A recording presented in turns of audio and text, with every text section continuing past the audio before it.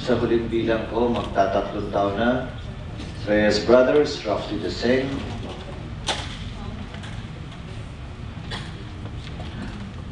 You also mentioned monitoring and intelligence gathering with respect to those opposed to the MILF peace process with the government. May I ask, what findings, if any, did you have with respect to what just recently happened in Zamboanga City? Clearly, from an outsider looking in, it is a clear case of failure of intelligence, given the fact that you're talking of 500 to 800 armed followers, supposedly of Nur Miswari, entering Zamboanga City without anyone really knowing about it until they were there. Please, sir. Sir, for the information of the chairman, since the first week of July, we have been monitoring the movements of Miswari. And we have been providing the AFP and the military with this information together with the National Security Advisor. Ano pong ginawa nila doon? Again, clearly, government was caught unprepared when this happened. Or were they prepared? And this is already a situation wherein government was prepared to handle the situation. Sir, I think in fairness to the Western Mindanao Command, they really tried to preempt the movement of Miswari. So in fact, before Miswari landed, the people of Miswari landed in Zamboanga City, the Navy or the Navy SWAT has an encounter with them in the mangrove, and the police is already prepared on the shore. So I cannot I can explain further what happened, because my role is just to give them intelligence. To begin with, sir, just to clarify, mga tao nga ba ni Miswari to? Yes, sir. Because initially it was denied by the spokesperson, not of MNLF, but by Miswari. The spokesperson of Miswari, hindi raw niya tao yan. Dahil yung mga tao niya gusto lang daw mag-rally. So, tao ni Miswari to? Yes, sir. And Miswari is ultimately responsible for the actions of these people because these are under his command. I presume, sir.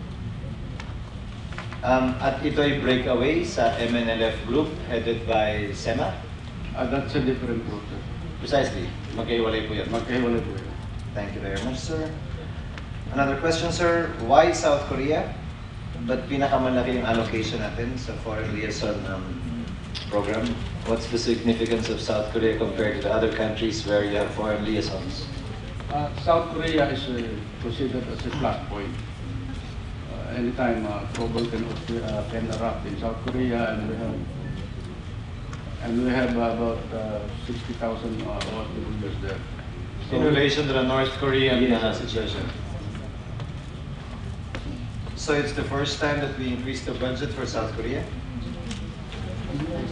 This is the first deployment. First deployment. Yes, sir, because it was just recently approved with the President. So pag payapan na huli doon, hindi na natin kailangan, or meron pa rin? It depends on the situation, sir. The other countries, I noticed, maybe ask for the logic, why these countries and not the other countries? You're talking Jordan, Indonesia, Malaysia, Europe, China, Saudi Arabia, US, and South Korea. Yes, sir. None in Syria? None, sir. Because it can be covered by our liaison officers in Jordan and Saudi Arabia, sir. Jordan and Saudi Arabia. So in Jordan and Saudi Arabia, pinaghati na po nila yung Middle East. Yes. Thanks, sir. Just two more points. I noticed in this is your presentation, right? Yes. Parang nasanay na ho yata kayong magsama palagi ng confidential. Sir, I assure you, I will be violating the law because I will be distributing this.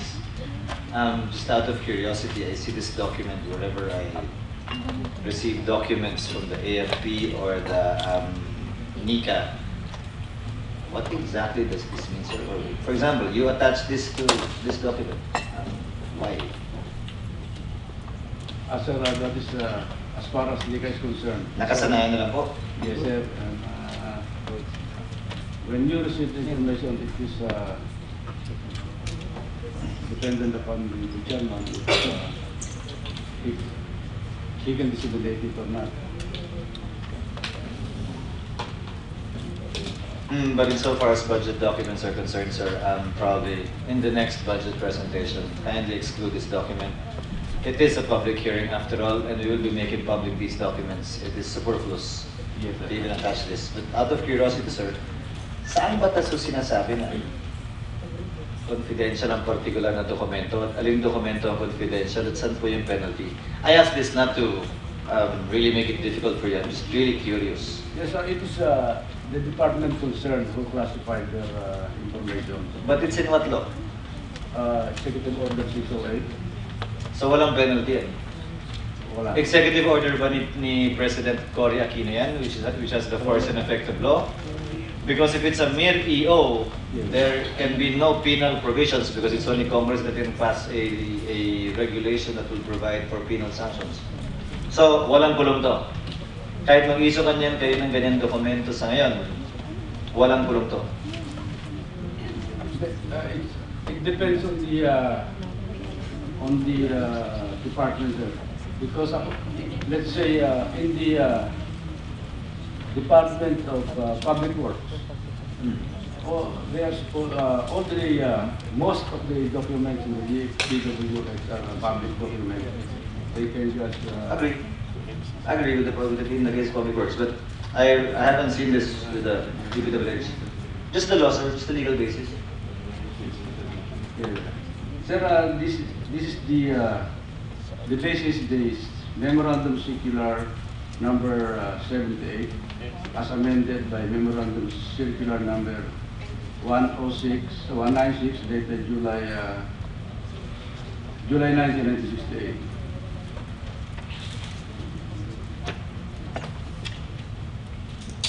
Yun po ang basis. So, wala kang sanction, walang penalty. Meron ba?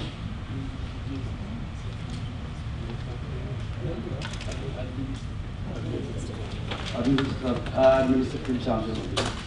Administrative sanction na po. So, wala tayong batas. If at all, it will be covered in the FOI law. Wala ko tayo. Can you kindly furnish us with a copy? I've always been interested Yes, sir. with respect to legal basis and classifying which documents are confidential or classified and which ones are not. It's in that memorandum circular. Yes, sir. Thank you, sir. Can you furnish us MC 78, dated 7/19/1968, as amended by MC 196, dated